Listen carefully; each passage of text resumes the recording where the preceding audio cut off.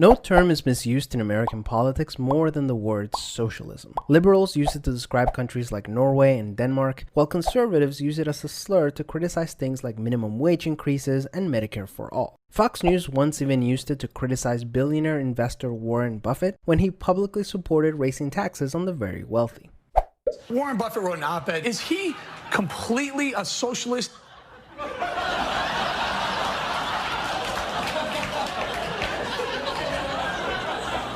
Is Warren Buffett a socialist? You really have no clue what socialism is, do you?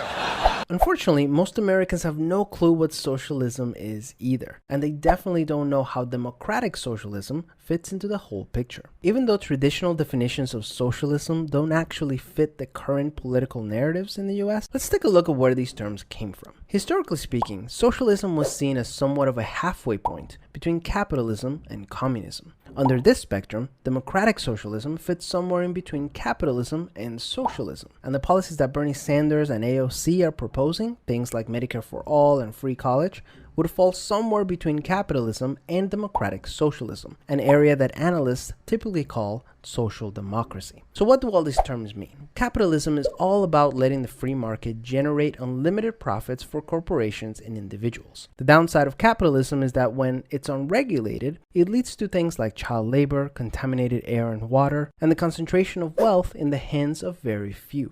Communism is about creating a classless society with absolute equality, where the government dictates the price, supply, and distribution of goods. The downside of communism is that the only practical way to redistribute wealth with absolute equality is by force. So these governments usually end up becoming authoritarian regimes. Socialism arose as an attempt to merge the best parts of capitalism with the best parts of communism. The traditional definition of socialism basically says that there should be some free market systems to determine supply and demand of products, but that the government should own the country's major industries so that the people can benefit from most of the wealth. The downside to socialism is that it's very vulnerable to corruption. If the people running the traditional socialist system are corrupt, then these types of socialist governments will also skew towards authoritarianism. So what about democratic socialism? Democratic socialists still believe in social ownership of major industries, either through the government or through worker alliances, but they reject two main aspects of traditional socialism. One, they sharply reject any type of undemocratic or authoritarian system. And two, they reject the Soviet-style planned economies, where the government determined the price and supply of goods. There's a lot of debate about what exactly democratic socialism entails, but in essence, democratic socialists believe that workers should enjoy a larger share of the profits that they are helping to generate. They also believe that strong social safety nets are essential for the stability and long-term growth of society. It's interesting to note that America's most famous self-described democratic socialist, Bernie Sanders, is opposed to the idea that the government should own the country's major industries, which in economic terms are called the means of production. So the next time that you hear me attacked as a socialist, remember this.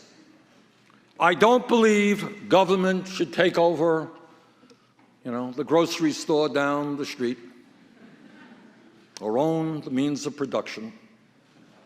But I do believe that the middle class and the working families of this country who produce the wealth of this country deserve a decent standard of living and that their incomes should go up, not down.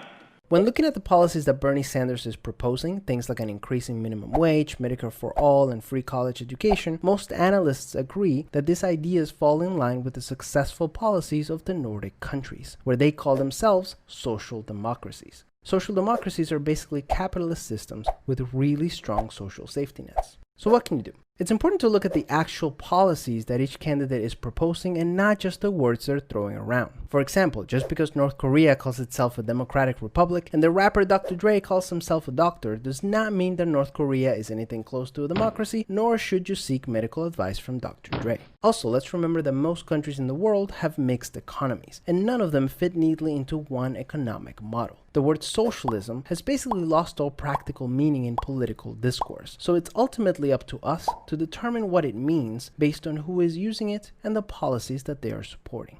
Peace.